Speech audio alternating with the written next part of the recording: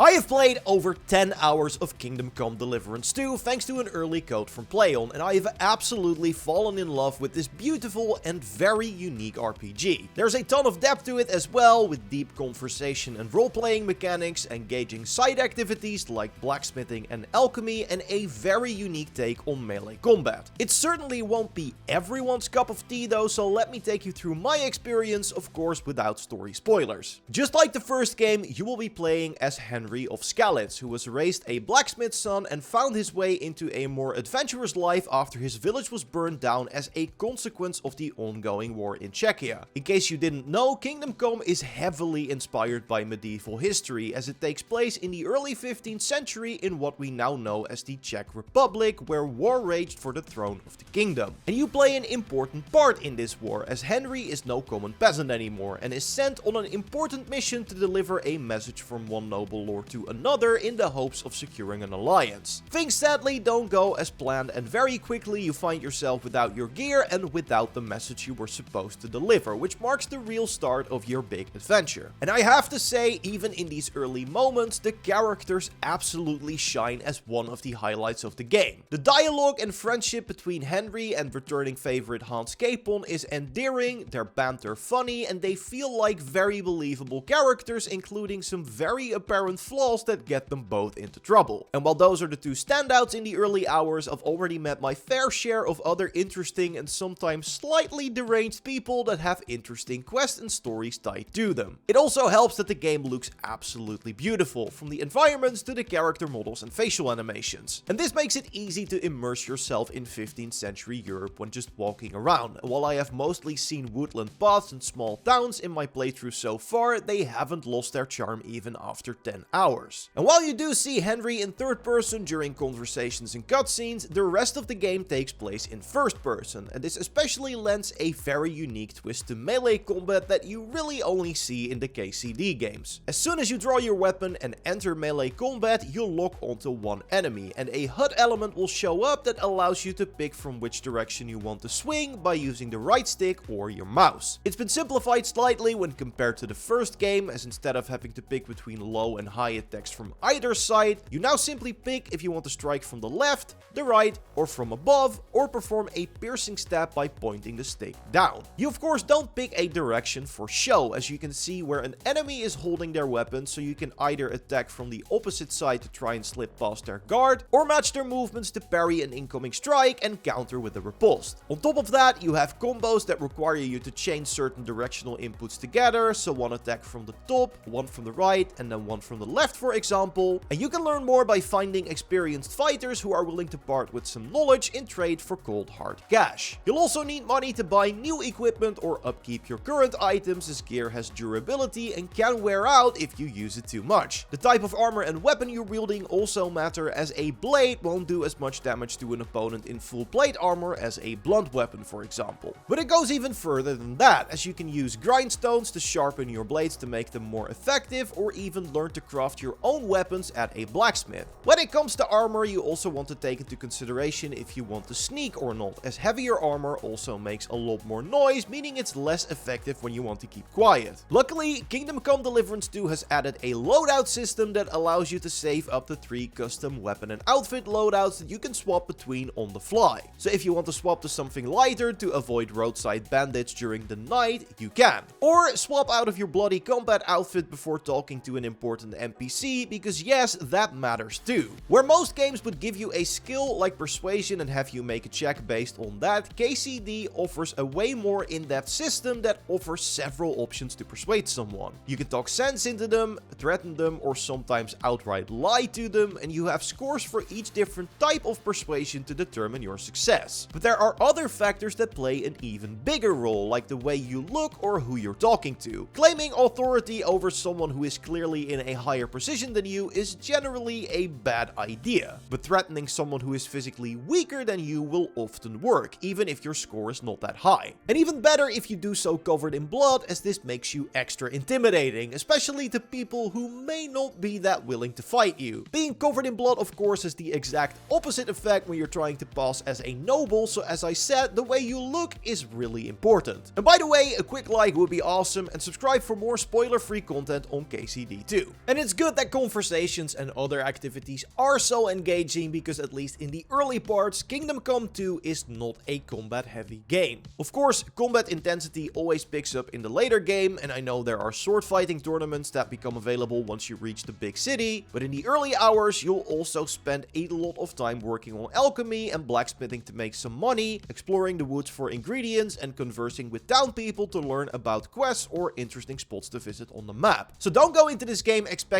it will be 50% duels with knights all the time. That is not what you're getting. But I did end up loving what Kingdom Come 2 does offer, which is a ton of depth and variety to pretty much any system you engage with. I already showed you how in-depth simple conversations can get, but other activities like alchemy require you to put in some work in order to get the most out of them. You have to read your recipe from a book, then follow the instructions on which ingredients to powder, which to boil, and how long to boil the mixture for. Mess this up and you get a weaker version of the potion, which is less effective and obviously worth less if you're looking to sell it. Luckily, each activity you engage with has a skill tied to it, and you level those by simply doing the activity it is tied to. So after brewing a few potions, you might unlock a skill that decreases the bad effects of overboiling your herbs in a potion. Hell, simply talking to people can increase your speech level. Literally everything you do is being rewarded in one way or another. And that is of course extra true for the main and side quests that reward you with valuable coin, useful gear like a breastplate, or if you're lucky, your own horse so you don't have to walk everywhere. These quests are a ton of fun to engage with as they often offer more than one path to the conclusion, and so far each has had a fun twist as well that took my adventures in an unexpected direction. You're also rewarded for listening to what NPCs are saying, as their dialogue can grant you knowledge of events that you can then ask other characters about. And while the game has a very cool and stylized map, you're not always led directly to your objective. So when an NPC tells you to find an item hidden under a specific tree, your quest marker leads you to the general area of the woods, but